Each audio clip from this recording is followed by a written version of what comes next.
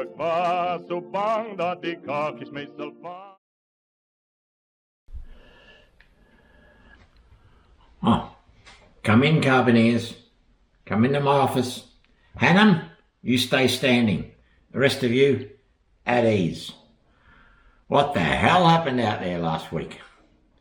We had Boers that surrendered, and you guys have opened fire on them indiscriminately. You've killed 2 of the little Hrobler boys, and you injured their sister. You're a disgrace. Things are falling apart in the Bushveldt Carbineers, guys. And in fact, we've heard the depositions of Trooper Silk, Trooper Christie. They're the ones that are going to put in the official complaint down to Petersburg.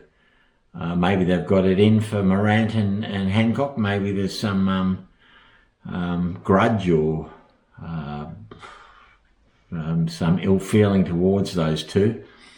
Hannum seems to have got off scot-free. Talking about you, Hannum. So yeah, that's tragic. And you know, when I read about these are stories that I never knew about. When I met Charles and I went on that skirmishes tour, I only knew the stories from the movie. I think 90% of my knowledge of the Bushveldt Carbineers was from the film Breaking Morant. So a couple of things before we get on to today's episode. I found an online version of Scapegoats of the Empire by George Whitten, Lieutenant Whitten. So I've been reading that. I've just got to the part where he meets Major Lenihan. We heard about Lenihan. He seems to have met Lenihan in Cape Town, but Whitten was on a transport ship that landed them in Beira in today Mozambique. And they were part of the contingent that went inland through terrible, marshy, malarial fever country. They were going to invade the Transvaal from the north. It was a bit of a dud mission, really, and some of the Australians that were stuck there were causing trouble, wanting to see action. But Whitten was injured. He got some infection in his knee, so he was going to be invalided back to Australia.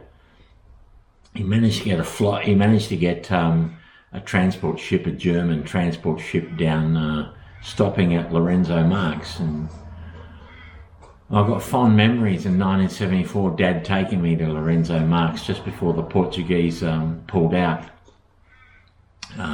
We popped in and had a quick look around Lorenzo Marques. Dad wanted to play chess in Lorenzo Marques. But anyway, yeah, Whitten gets down to Durban.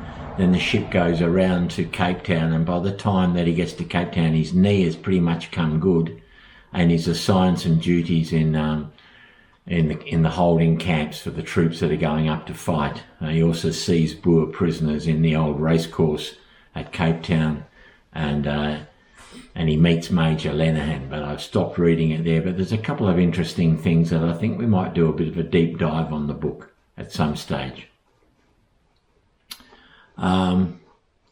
So yeah, today's episode we're going to go back to Sweetwater Farm, and I do have some film footage for you. And Charles took me. My memory of the farm was this cat. We pulled into this farm. It's sort of it's adjacent to the Sweetwaters Hotel where where Captain Taylor had his office, Bulala. And yeah, we had to go through these gates, the usual. The African comes and opens the gate and you drive through.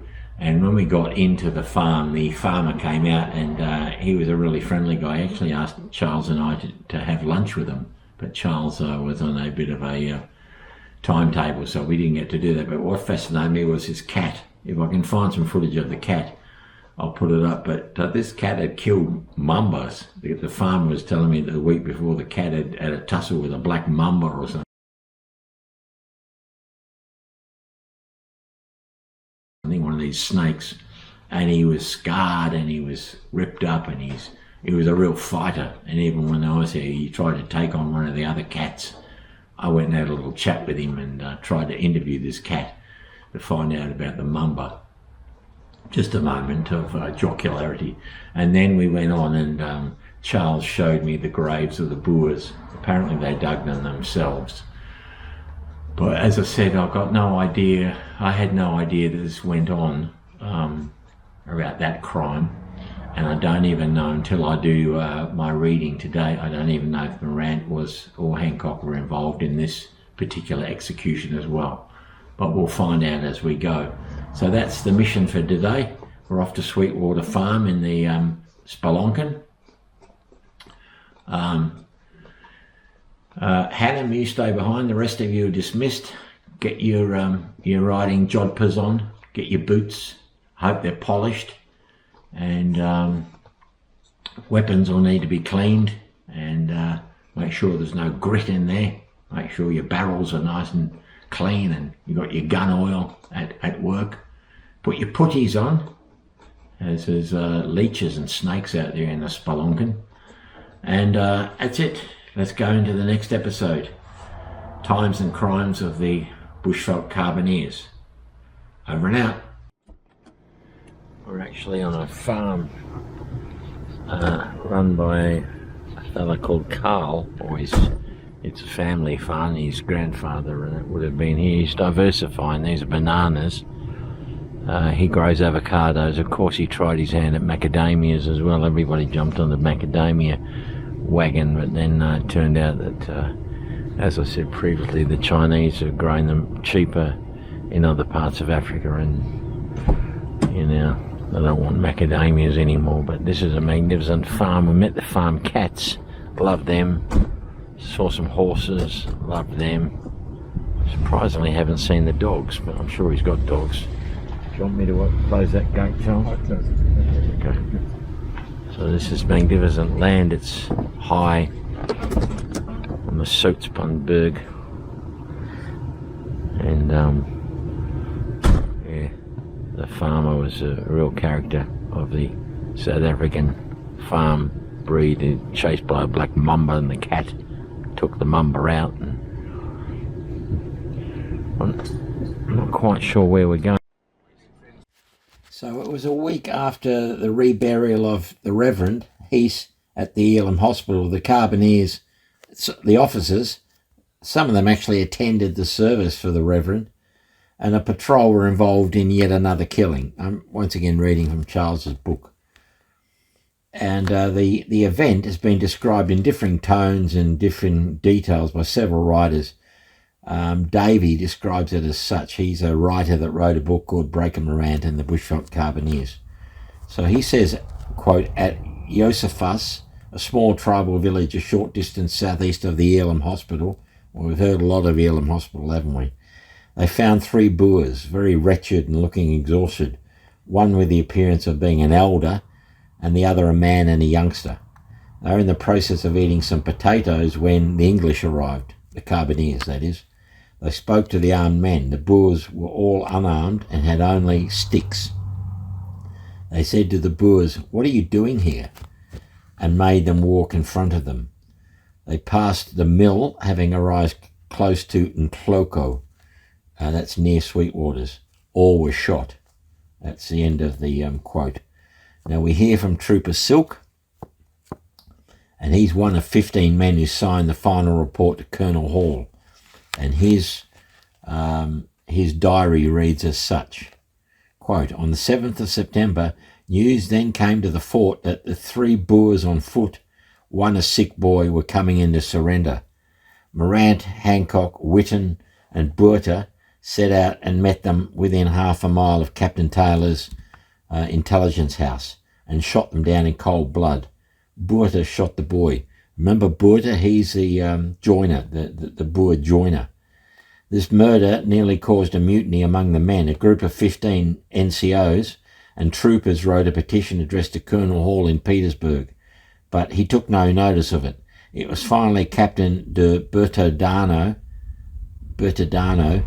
who brought things to a head when he started investigating Morant and Hancock after he'd already inquired into Taylor's doings. Right. And then we hear from Trooper Silk. Silk elucidated on this incident that nearly caused a mutiny. That's in quotes. He says there was then a secret compact made at our end of the fort in which about 20 of us, all colonials, were to seize the officers and bring them to Petersburg if they attempted any more murders of prisoners. And a letter was sent to Colonel F.H. Hall of Petersburg, narrating everything that happened, but Hall took no notice of the letter. However, no more murders were committed. So as we heard, this is the last of them. So let's hear from George Whitten in that Scapegoats of the Empire. He glosses over it. He says the following. About a fortnight after the finding of the body of the missionary, while I was away from Fort Edward on convoy escort, 3 armed Boers were reported coming in. Upon Lieutenant Morant being informed, he went out, taking with him Lieutenant Hancock and 2 men. The Boers were met and shot. Well, they weren't armed, according to accepted knowledge.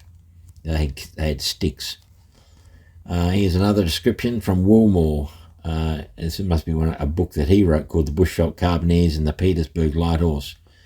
And he broadens it somewhat. So he says, on the 7th of September 1901, intelligence agents reported that 3 armed Boers, later said to be 2 men and a boy, were coming in, presumably to surrender. Lieutenants Morant and Hancock, together with Sergeant Major Hammett, Corporal McMahon and Troopers Hodd, Buerter and Thompson went out to meet them. Trooper Hodds was sent back to the fort with 2 mules before they encountered the 3 Boers, consequently was not involved in the shooting. The Boers were intercepted and shot a few miles from Fort Edward. Some years after the war, when compensation claims were being settled, Major Bolton, who was a resident magistrate at Petersburg, and incidentally he started that Petersburg club, Major Bolton, that I went to. Bolton ascertained that these Boers were the Van Stadens, who had allegedly been away hunting in Rhodesia and were said to be returning in the mistaken belief that the war was over. At the subsequent trials of the Carbineer officers, one of the Boers was said to be a boy of 14. Whitten wrote that the boy was about 18 or 20 and had been right through the war and seen more active service than many a veteran soldier, or than 9/10 of the Carbineers. Possibly the truth lies somewhere in between. However, Boer lads even younger than 14 were renowned for their marksmanship, and in a guerrilla war where their side did not wear uniforms, these youngsters were not far behind their seniors in military effectiveness. The boy was said to be suffering from a fever, probably malaria, and was shot inside the wagon by Trooper Buerter. Many generations. Looking at this forest, these trees have long vines hanging down there. That's all gorgeous. Yeah, I'm not going to lock the car, but we're going to walk down there. Yeah. And You're going to execute me, are you? sorry, you want to close the window in case there's a. I think the rain is over, by the way. Right. I feel like I'm being marched into the forest to be executed like Fisser. I don't think so. Not quite.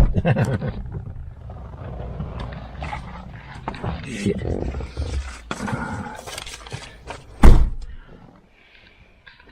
Not sure what we're going to see, but check this out, this forest.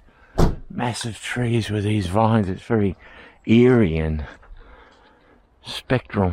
There's the old foundations of a shed or something. I think that was a sort of a nursery or whatever. Wow. There are pine. This is obviously Look at this. pine and not malignant. And I think they're almost at the stage where Spiders. they're talking about harvesting them, because there's a fair amount of usable timber here for scaffolding and Right. even like kitchen furniture and stuff like that. We're going here. Huh. What trees are these? Do you know? It's pine. Oh, they're a pine. Pine. I don't know which. They're so tall and straight. I'm not too sure of the speed. Again, these things come in many different. And the smell. And yeah, you get that pine smell from the Everything is wet.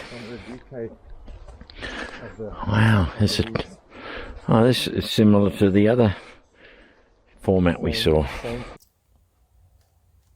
So after the war, one of the Van Staden daughters reported to Major Bolton to try and get compensation.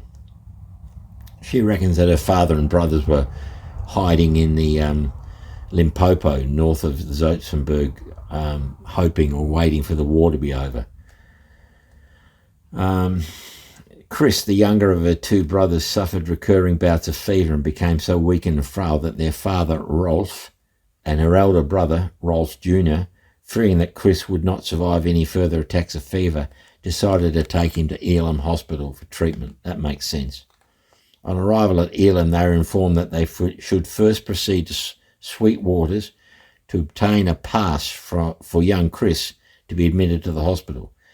They took this advice and were already on Sweetwaters farm and only a few hundred yards from the headquarters of Captain Taylor when a patrol from the fort, about 4 kilometres beyond Sweetwaters, approached the wagon, which was under a white flag. The Van Staden incident is recalled by the current owner of Sweetwaters farm, Mr. Arthur Poorg Henning. I'm not sure if that's the guy that I met. He seemed a bit young. Maybe he's the younger Henning. His grandfather bought the farm from Charlie Bristow after the Anglo-Boer War. Poorg tells that his father, Mr. Johannes Henning, was present in about 1919 when a government delegation visited farms in the Zoutpansberg to investigate and identify the graves of Boer victims of the war. Farm owners and their staff were requested to assist in the process, and a crowd gathered around the Van Staden grave on Sweetwaters. Farm workers knew that it was a war-related grave and wanted the delegation to know the circumstances. So we have an eyewitness, and he's in an acacia tree.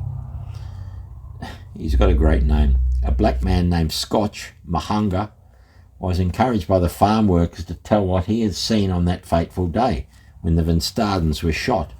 Oh, he was still there, was he? Still alive. He explained that he had seen the wagon flying a piece of white cloth as it came along the road from Elam. Described how he had hastily climbed a large acacia tree nearby and hidden the branches when he heard the patrol approaching, because it was common knowledge amongst the local blacks that they should avoid at all costs any contact with soldiers from the fort. From his position in the tree, he had a clear view of exactly what happened when the soldiers reached the wagon. He said that the Van Stadens made no attempt to flee or resist. He described how the father and the older boy, Rolf Jr., were ordered to dig the grave. Young Chris had remained in the wagon, probably because he had the fever. When the grave was about waist deep, a shot suddenly rang out and the father, who was then still digging, collapsed. Rolf Jr. immediately took to his heels. Pursued by the soldiers, he was shot down, dragged back and shot in the grave on top of his father.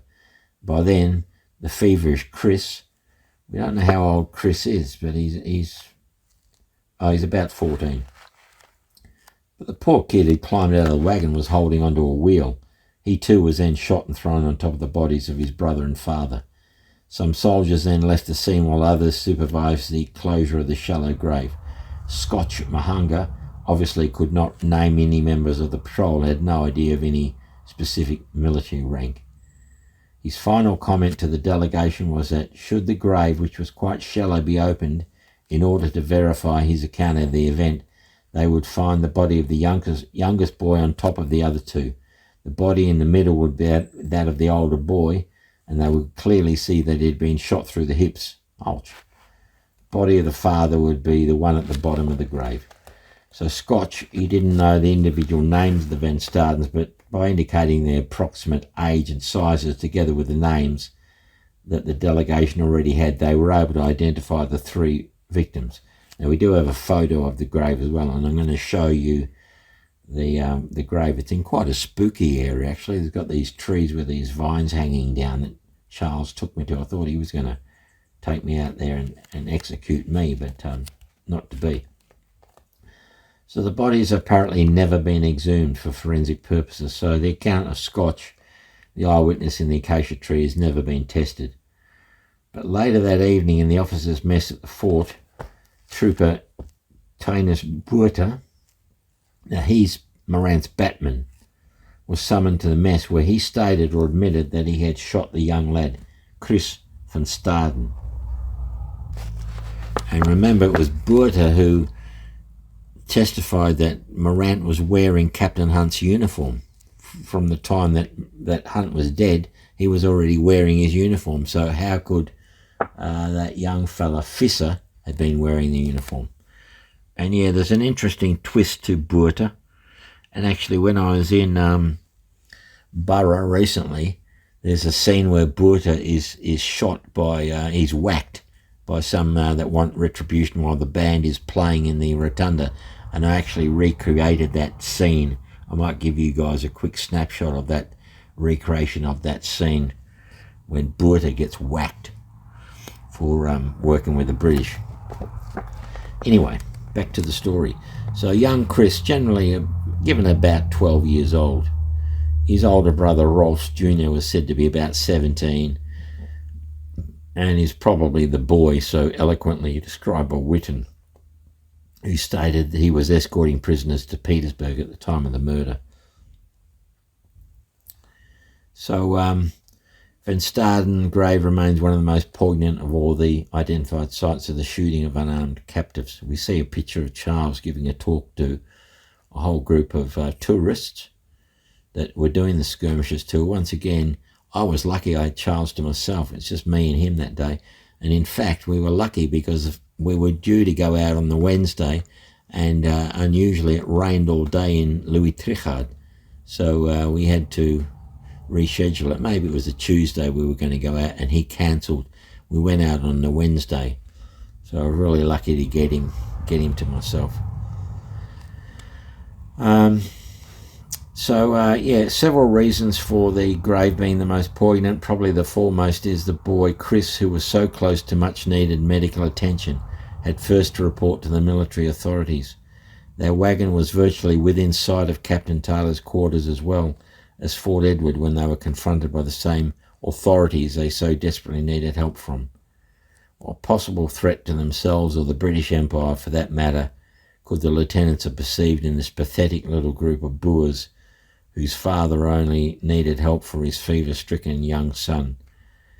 They had not witnessed any incidents of take no prisoners, and they'd become a target. They were unarmed and under a white flag, could hardly have had any ulterior motive of being so close to Captain Taylor's headquarters in the fort. Whatever discussion might have taken place between the Carbineer officers and Rolf van Staden was obviously not sufficient to save their lives. Forcing the Van Stadens to dig their own graves merely added a brutal element to this final deed, which is one of those for which descendants of the convicted perpetrators now seek a parole. So Charles is putting a nail in the coffin of any idea of getting Morant or Hancock a pardon. So I didn't know that Morant and Hancock were there for that execution. I'd forgotten or something. It's not one that we see any mention of at all in the movie.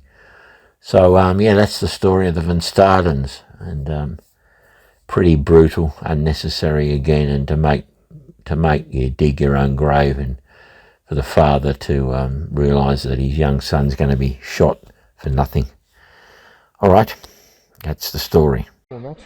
Wow. And if one can say one murder is more callous than another one, then this one to me was one of the worst, I think. And this will be on the back page of your printer. Yes, all the text is there, the dates and everything are there, exactly as this is. 7 September, Rolf van Staden and his two sons were en route to Captain Taylor's quarters at Sweetwaters. This farm is Sweetwaters, and we'll go to Captain Taylor's place now. To obtain permission to take fever-ridden Chris, the little guy, to Elim Hospital. They had been to Elim and they'd been turned away. They'd been told to go and get a permit from the captain. They were met here by a Bushveldt Carbineers patrol, which included Lieutenants Bregemerant, Hancock and Whitten. Rolf Sr. and his eldest son, Rolf Jr., were ordered to dig the grave. Rolf Sr. was shot and Rolf Jr. ran away. They were shot. He was shot while he was in the grave. He was shot. Now Rolf Jr. was shot through the hips, dragged back and shot in the grave, thrown on top of his father's body. Chris had managed to climb out of the wagon and was holding onto a wheel. Trooper T. Botha, BBC, Botha being an Afrikaner, requested permission to shoot him and did so. The victims were Rolf van Staden Sr., or the father, Rolf Jr., 18 years old, and Chris was 12. And Chris was suffering from recurring malaria. According to, that's one of the very, very few remote bits of evidence that I have, because my grandfather, he was a magistrate in Petersburg, but he was also a member of the Sweetwaters Commando. But after the war, he went back to his profession as magistrate, and they were dealing with compensation that was paid out to the descendants of these victims. And apparently the sister, I'm not too sure whether the sister actually worked as a clerk in the magistrate's office, but she said that her father and brothers were just trying to keep out of the war, just trying to stay alive, and her youngest brother kept on getting this recurring malaria, as they call it, and that is what brought them here. So yeah, and on some of those compensation claim forms, my grandfather's signature is still visible, great-grandfather Kleinenberg. In my book, I can show you one. Are you saying that was dug by the Boers before they were shot and thrown into it? Yes, and you know, there have been all these accusations or allegations that the Boers had to dig their own graves. That is not so. There was a principal of this big school, the Slamana school that I pointed out, Dorothea Mollemalan, and Dorothea, her husband was principal, and she was a novelist, and she wrote 2 or 3 books, all in Afrikaans. One was called Die Donker Soutpansberg, The Dark Soutpansberg. The other one was called East of Doorn River. We drove over Doorn River just now. East of Doorn River. The other one was called, I forget the other one. That are the ones that I know of, but they were novels.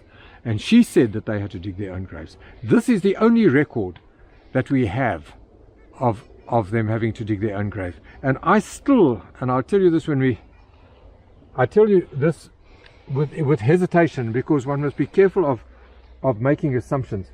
This Rolf van Staden was 18. The guy who asked to shoot the youngster, Trooper Tianus Botha, he was Morant's Batman. He was about the same age, and Morant used him because he was also a local who spoke the local languages. Yeah. And I say this with great caution, and I ask the question.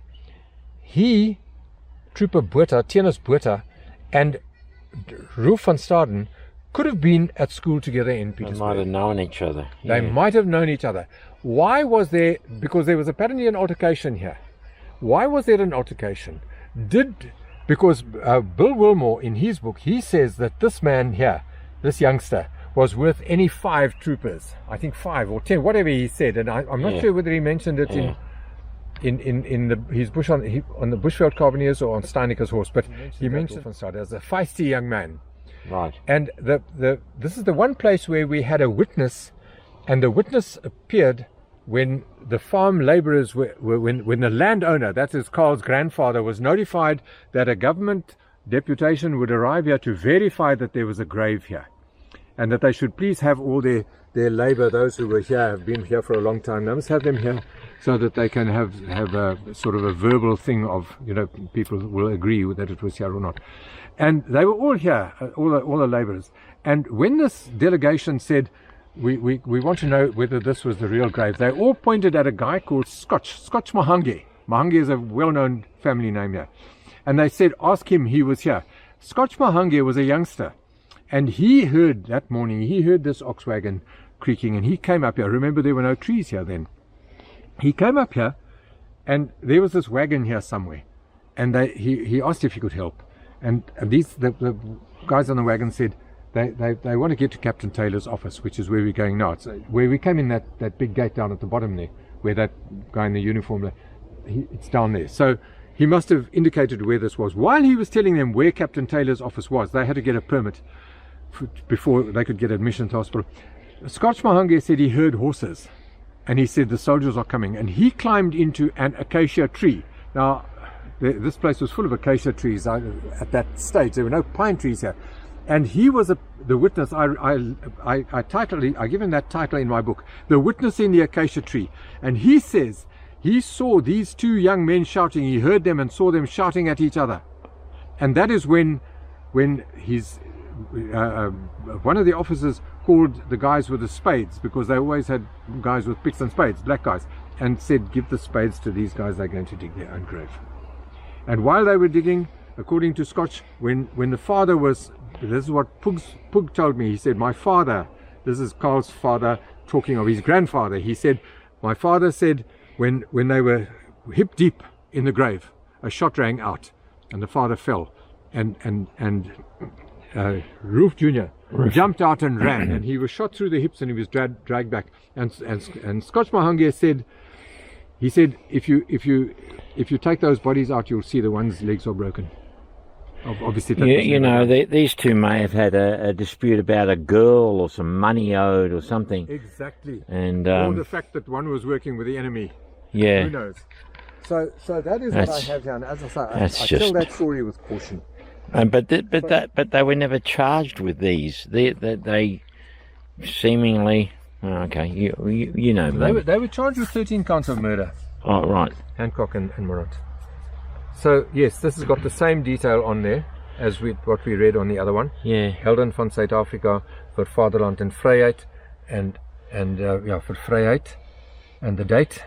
Yeah. For Vryheid and the their date. names, and their names. And isn't there a photo in your book of somebody standing next to a rock and it says the men here were forced to dig their own graves? Probably this one. Okay. Yeah. Because this is the only account in my book of having to dig their own grave. Okay. So this is. So this was Van Staden's, and you know this was it. And you'll read this in that chapter of my book, the Van Staden.